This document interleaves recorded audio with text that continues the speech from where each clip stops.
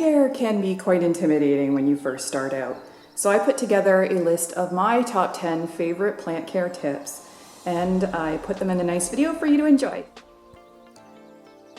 I think the most common cause of plant death is overwatering. Plants like to be underwatered, not overwatered. When we get a new plant, especially when we're beginners, we want to be the best plant parent possible. But sometimes, as a result, we can give them too much care and we overwater and kill our plant. You should learn the watering requirements for your plant and follow them strictly. Some hardy plant groups like your snake plants, your ZZs, cactus, succulents need almost no watering. They almost thrive on neglect.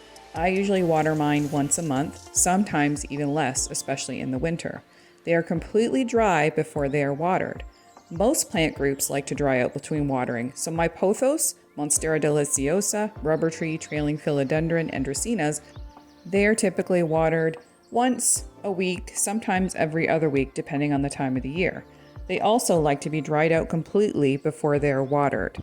Plant groups like ferns, peace lilies, and calatheas like to have more moist soil, so they will be watered before they are dry and more frequently. With all that being said, you could just spend $20 and make your life a lot easier by buying yourself a moisture meter. You can buy them at most retail stores or on Amazon. You can stick them into the soil and determine the moisture level of your soil, and then based on your plant, you can know when it's time to water. It makes it a lot easier, and that way you can't make that mistake of overwatering your plant and eventually killing it.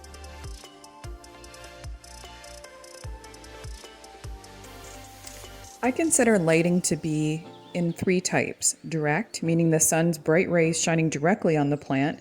Medium, meaning you could read a newspaper without any lights on comfortably and there is enough light to create shadows. And low light, meaning there is light, but you would turn on a light if you were going to read a newspaper. A plant's lighting requirements are key in photosynthesizing, keeping your plant healthy looking, growing, and of course, keeping it alive. Consider where in your home you'd want to put your plants and make sure the location has the lighting that your plant requires. What direction do the windows face in that room? A south or southwest facing window is ideal since it will have the longest duration of bright afternoon and early evening light during the day.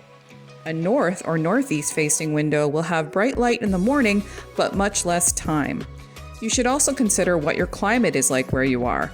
I live in Canada, so the sunlight my plants get during the day reduces significantly in the fall and winter seasons when we get lots of snow.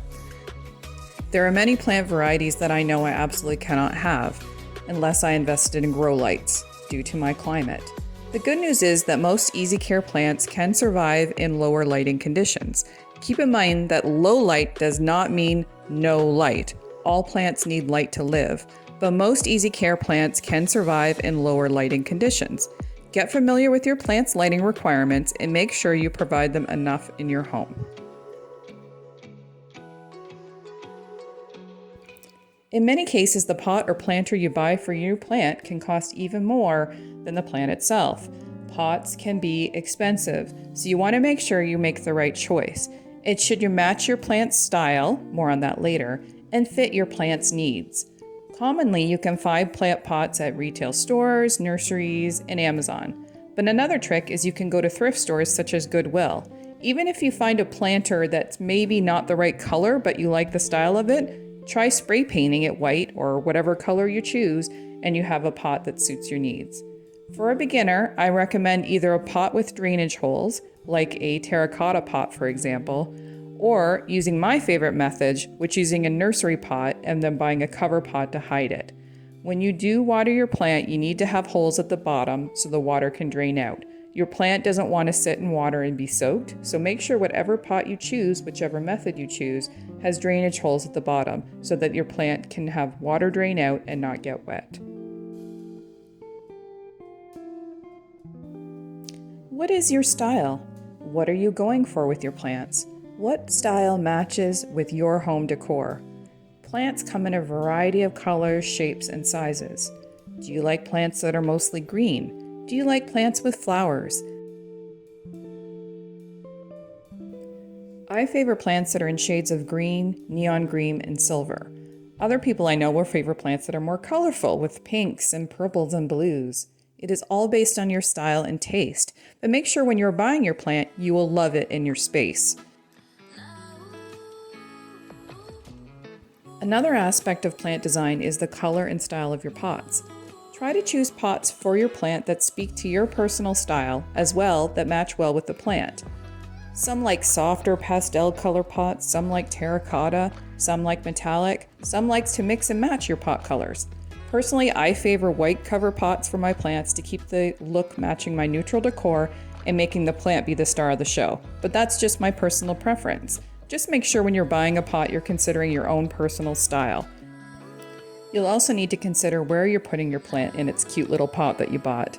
You can use a neat stool, build a shelf, build a floating shelf, have a macrame hanger, put it on a cute table. Get creative on how you style your plants to match your home decor, so they really make a statement and showcase their beauty. Although plants are beautiful on their own, I like to use them as art around my house. Use them as decor. Make sure you're showcasing your own personal style with your design choices for your plants. When you buy your plant from a nursery, typically it will already be in the right soil for its needs, and you can just put a cover pot over it and place it where you would like to in your home. But when your plant gets bigger, which it will, you will need to repot, so you need to know what kind of soil requirements your plant will have when the time comes.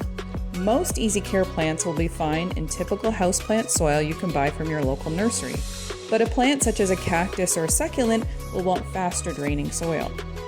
Ask a worker at your local nursery for help on soil if you need it, and they will point you to what is best for your particular plant. Also, plants need to be fertilized from time to time. I use a basic fertilizer, and I use it once a month in the fall and winter, and then every 2 weeks in the spring and summer when my plants are growing. Most easy care plants will be fine with those particular requirements. But you can also investigate more natural fertilizers, such as worm castings and fish emulsion. There are many options available depending on what makes sense for you. One rule I like to use is that I only fertilize when there's new growth on my plants. Plants that tend to go a bit dormant in the fall and winter do not get fertilized during that time. When you start your plant journey, you will need some basic tools. I suggest number 1, getting a moisture meter, as I've outlined before, to avoid overwatering. Some pruning shears to cut your plants back if required, or to make propagations for your plants, which is one of my favorite things to do. The fertilizer of your choice is also important, so do some research on that and decide which fertilizer makes sense for you. And you probably need different sized pots and extra soil when you need to pot up your plant, meaning it's outgrown its current pot.